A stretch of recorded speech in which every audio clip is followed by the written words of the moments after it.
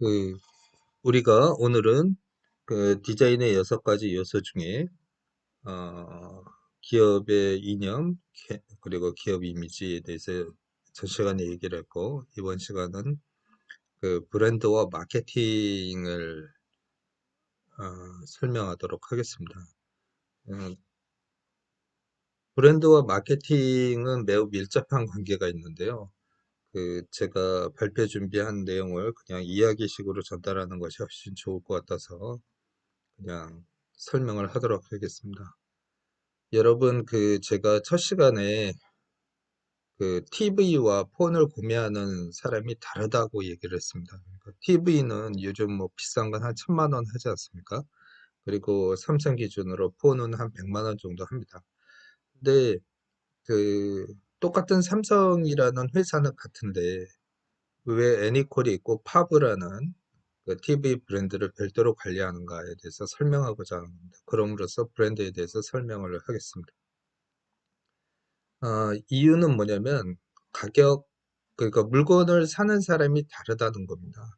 그래서 TV 같은 경우는 1,000만 원 정도 하고 그걸 주로 구매하는 사람은 이제 그, 그 집의 주부, 부부, 뭐 주부가 중심이 되겠죠. 그래서 매장에서 그 물건을 사는 사람이 주로 그 40대 정도나 50대의 중년 아, 그 아주머니이기 때문에 표현이 어렵습니다. 그래서 그 광고를 그 사람들을 대상으로, 그러니까 주머니를 여는 사람을 대상으로 광고를 하는 겁니다. 그래서 취향이 뭐 20대나 뭐 60대, 70대의 대상이 아니고 그 40대, 50대의 아주머니를 대상으로 해서 그 TV 광고를 하는 거죠. TV 판매를 위한. 근데 폰 같은 경우는 그 구매에 그 삼성폰이나 아이폰 같은 거를 가지고 다니는 사람이 굉장히 대중적이지 않습니까? 폭이 넓다라는 겁니다. 그래서 100만 원짜리 폰을 사는데 통신사 할부라든가 협력을 통해서 하다 보면 할부로 살 수 있고 쉽게 많은 사람들이 구매를 한다는 거예요. 그래서 그 폭이 굉장히 넓기 때문에 그 대상이 그 폭넓은 대상을 통해서 일반적인 광고를 할 수밖에 없다. 그래서 브랜드와 마케팅에 대해서 설명을 드리는 것은 그러니까 그 물건을 사는 소비자 군집, 소비자층을 대상으로 해서 마케팅을 달리 할 수밖에 없어서 브랜드를 별도로 관리한다. 이렇게 말씀을 드리겠습니다. 아, 여기에 그 금성사 냉장고를 두었는데요. 브랜드 관리가 왜 그렇게 중요한가를 잠깐 설명을 하면, 이 브랜드라는 것은 사실 마케팅도 하고 제품도 그 안에 들어가 있죠. 뭐 디자인의 6가지 요소를 그 브랜드 안에 다 집어넣을 수 있다고 생각합니다. 네, 금성사 냉장고라는 거, 금성사는 LG의 전신을 얘기를 합니다. 그러니까 제가 이런 그 상황을 한번 연출해 봤습니다. 뭐냐면, 어, 여러분이 나중에 이제 3, 4년 뒤에 결혼을 한다고 할 때, 여러분의 어머니가 여러분을 LG 매장에 가서, 가전을 구매를 해주는데, 그, 냉장고를, LG 냉장고를 사는 겁니다.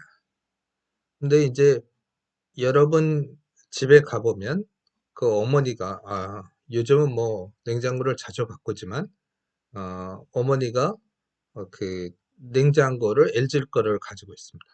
그리고 할머니 집에 가도 할머니 댁에 가도 할머니 집에 LG 냉장고가 있는 거예요. 그래서 할머니가 어머니한테 결혼하실 때 그 냉장고를 LG 거를 사주고, 왜냐면 본인이 그 평생 사용하면서 좋다라는 인식을 가지고 있는 겁니다. 그 브랜드에 대해서, 그 제품에 대해서.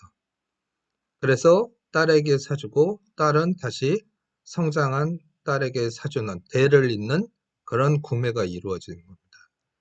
기업의 입장에서는 이 이러한 어떤 충성 집단이거든요. 그 LG 냉장고에 대한 충성심을 가지고 있는 소비자 그룹. 그거를 만드는 것이 기업에 있어서 가장 중요한 행위입니다. 그렇게 하기 위해서 어, 기업은 많은 노력을 하죠.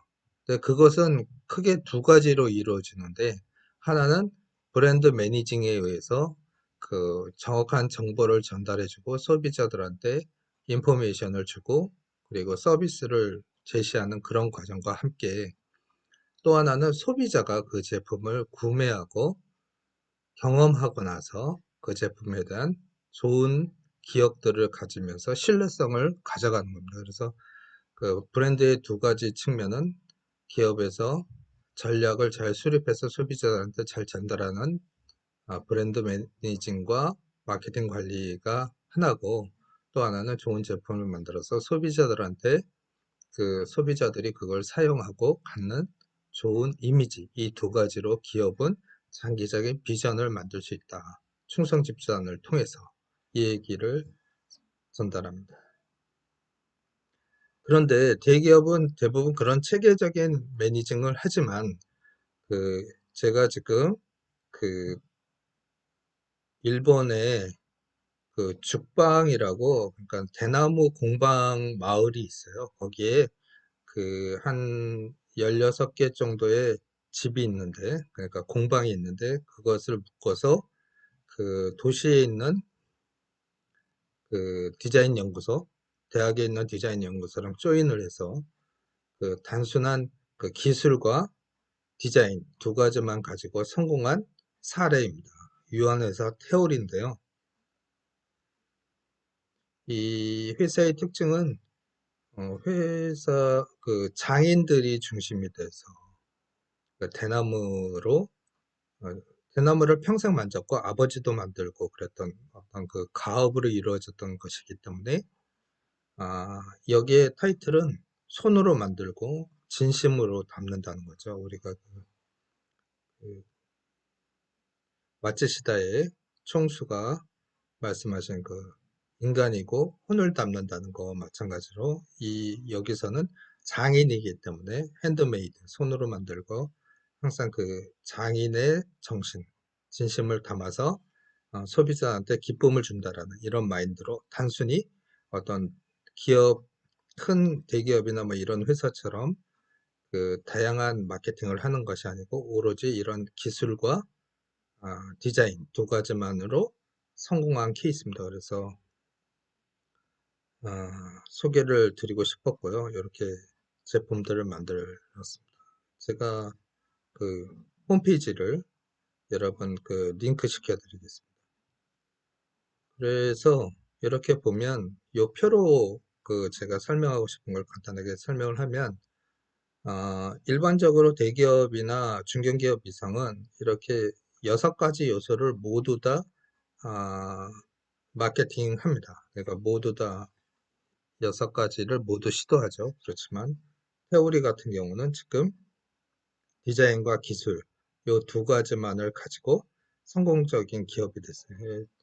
요 옆에 표는 뭐냐면, 나중에 그 정부에서 지원 사업을 합니다. 요즘 중소기업들을 성장을 하게 하기 위해서. 그래서 그런 어떤 그 뭐냐 브랜드 매니징이나 마케팅 매니징 같은 것들을 도움을 받아서 컨설팅을 통해서 이런 식의 최소한의 경영과 브랜드 전략을 가미한 이 회사만의 어떤 성공적인 비즈니스 모델을 만든 사례입니다. 그래서 다시 얘기하지만 대기업은 일반적으로 이 6가지 요소를 다 통하지만 중견기업이나 중소기업 같은 경우는 두 가지 또는 세 가지 정도로 어떤 성공적인 비즈니스를 할 수 있다. 소비자들한테 호소하고 소비자들이 그로 인해서 구매하고 또 충성 집단도 만들어질 수 있다. 그래서 스타트업 같은 경우는 대부분 이런 형태를 가지고 있습니다. 여러분이 나중에 제가 마지막 부분에 우리 그 국가 나라에서 지원하고 있는 저 청년 창업 사관학교 같은 경우를 소개를 하게 될 텐데, 그런 스타트업에 있어서 여러분이 한번 참고해 주시기 바랍니다.